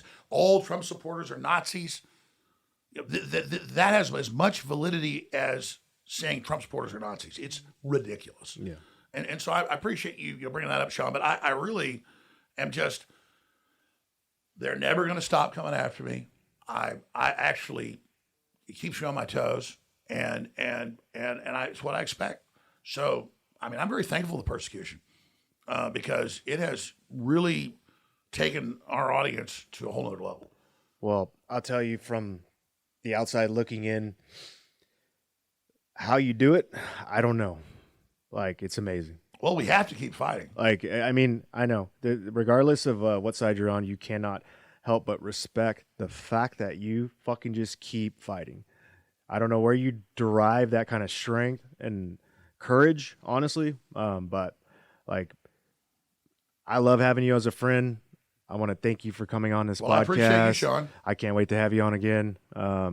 Honestly, I'm so glad I got to know you on a personal level, and I wish everybody out there had an opportunity to really get to know you, because if they did, they would probably really change a lot of things about the way they thought about you. Well, I appreciate you, Shawn. Overall, people are really waking up, I'm just a litmus test for that. Like, do you really believe all the stuff they said about Jones? It's the same thing with Trump. How many liberals finally went and saw the full clip where he goes, the KKK is horrible? Yeah, it's a magic trick, right? It's a magic trick, and the audience is sitting there always trying to figure out, am I getting tricked or is this real magic, right? That's the way everything that comes out of the media's mouth, I'm like, this is a magic trick, and it's your job to figure out if it's real or not, right? Well, yeah, and now we have Maxine Waters saying, there's no violence, there's no riots, those are fake videos. You see that? Yeah. Mm-hmm. And you're just like, I mean. Like, she doesn't want you to believe what you see with your own eyes. And Brian Stelter said, it's an algorithm, there's no violence. And it's just like, I've seen it myself in Austin. Yeah, the public's awake. We see through everything, and I think that's why they look at you as the tip of the spear, because you're taking the biggest brunt of everything. And well, I've not been that important, quite frankly. This is an important thing to say in closing. I think you're more important than you think. I had a big audience. And it was the biggest podcast and show, 2016-17. I mean, as big as anything's ever been. And so they demonized me, ran PR campaigns, came after me, deplatformed me, did all that. But then because I survived, it only made me bigger. So it's kind of like I'm that nail they can't hammer in. But now they got Elon Musk and Tucker Carlson and Joe's completely awake and Trump and all these people that get it now. So, I mean, really, I've always wanted to become obsolete, where so many people are awake to how this globalist system works and how we can dismantle it. And people just study how the scams work, and we empower humanity and populism and get back to classic, Western values and the Renaissance. So I feel, you ask how I do it. We're having giant victories. We're gaining ground all the time. I'm blessed that I'm not in prison or dead. I mean, we went up against some really bad people. But they said, no, we'll just turn him into a demon, take his identity, raise a bunch of money off of him. That's how we really kill somebody. We don't turn him into a martyr. In the old days, they would just, bloop, I'm talking about these people. Every time I talk about in general, like, oh, you're talking about us. I'm not saying those people. I'm saying the old systems of corruption would just kill you. But now they just take your identity, silence you, and then use your identity against everybody. And you got to sit there with no voice while they pretend you did all these things. And so they don't just censor you. They take your identity. You understand? And then they say you said things you never did. Right. But if they can't silence you, they try to take your identity. Yeah, exactly. It's worse than that. I mean, they literally, like a body snatcher, take you over. Like, you're still there wherever you live, and you're still doing whatever you're doing. But they don't want to just take you out of the discourse. They say, like, when they had all the fake takeover and all that got reversed by the court, they said, we're going to misrepresent what he's done. We're going to make fun of him. Yeah. And they even said, we own his name. You can't do that under the Amendment Against Slavery. They said, well, he's different case in the filings. They said, we're going to get his name and we're going to be him. You can't do that. Yeah. I mean, if you're Prince and sign your name over to Sony in an agreement, you can, and then Sony gets it, then they can say you can no longer call yourself Prince. They said, no, we own Alex Jones. We own his likeness. We own him. That's so crazy. That's fucking nuts. Yeah, and X had to get involved and come in and say they're going to block that. So. Well, good for X And I appreciate Elon coming in and doing it. He's defending his own system. Yeah. If they can get my identity, I mean, this is the next level of the lawyers. They admit I'm a test case. Demonize me enough where, that's Alex Jones, we'll accept it. And then they can do it the next person, the next person, the next person. Well, they keep hitting you and you keep standing. And I, for one, am very glad that you do not give up the fight. Well, I appreciate you, Shawn. Hell, as long as people support us and spread the word and find me Alex Jones on X, just tune in and see what I'm actually saying, folks. Yeah. Do you have any predictions for the next 5 years? We'll end it with that. Come on. I mean, the thing I've always wanted to do is predict bad things that are going to happen so enough people wake up to stop it. And most of the things I predicted, unfortunately, have come true. I mean, they're not hard to predict. That Israel was going to strike Iran, try to drag us into it. I mean, I think our destiny is really in our hands. 20 years ago, it was so easy to predict what was going to happen because the globals were in control. Pretty much, they had their agenda, and they basically got everything they wanted done. So it was very easy to predict what was going to happen then because they were in control. Now they've lost control. There's a lot of competing forces and things happening. So it's harder, to have big general giant predictions. But buckle up because with the quickenings here, the fourth turning. I mean, I was able to predict Trump would win this election by popular and electoral. I was able to predict, but it's not really predicting. I mean, John Podesta said, if Trump wins, we're just going to destabilize and have riots and then have the military over respond and then trigger a civil war. I mean, he's the New York Times saying that. Yeah. So it's not even predicting. It's like they're over here saying it. So, and that's corporate media. You believe them? No, they'll have their policy stuff where they're telling their people what's going on, and they kind of have their pop news and everything. But on specifics, they get their people ready. They tell you what they're going to do. Yeah. I mean, Netanyahu's been saying he's going to take out the nuclear program of Iran forever. And if Trump didn't authorize her to join him, that he'd do it anyways. That's alarming in and of itself, but we won't get into that. And I said a week ago, I think they're going to hit by the weekend, and I actually missed it. It was a few days earlier. Yeah. And I had like a guest on. He's a really smart guy. And he goes, I think it's saber rattling. I don't think Israel's really going to hit. And I said, and I saw I had a lot of data and pieces, and no, it's happening. I said, by Friday. And that was on Wednesday. I had a guest on. I go, I think they're going in. I think they're going to hit them this weekend. And the guest was like, it's probably just saber rattling pressure. And I said, I see the signs. Trump said, okay, Iran wants war. And he said, pull our people out of the embassies. See, that's the thing. Other politicians and people tend to do stuff for posturing, not with Trump. His real power is he actually says, you got 60 days to make this deal or you're going to get hit. Yeah. And then it happens on the 61st day. Mm-hmm. He told North Korea, hey, you do this deal, we'll give you a bunch of investment, be nice, blah, blah, or you get this. And then Kim Jong-un did enough research, said, okay, I'll do the deal. So with Trump, plus you can't negotiate with other countries if you're not straight shooting. And America used to do that till about the 60s. Like straight shooting's the real power, not being Machiavelli. Straight shooting. I like that. Thank you. Thank you. I hope it was okay. Oh, well, I just found out I survived World War III, so I'm very happy. Well, you were in World War III. Yeah, I know. That's what I just found. All these kinetic operations. I love it, man. I think you're fucking one of the coolest dudes I've ever known, and well, you are too, Shawn. I got your back no matter what, and I'm sure this is gonna get taken out of context, but fuck them all. Like those that know you best love you, and thank you so much, brother. Thank you, brother. I'll see you tomorrow morning when we work out. That's right.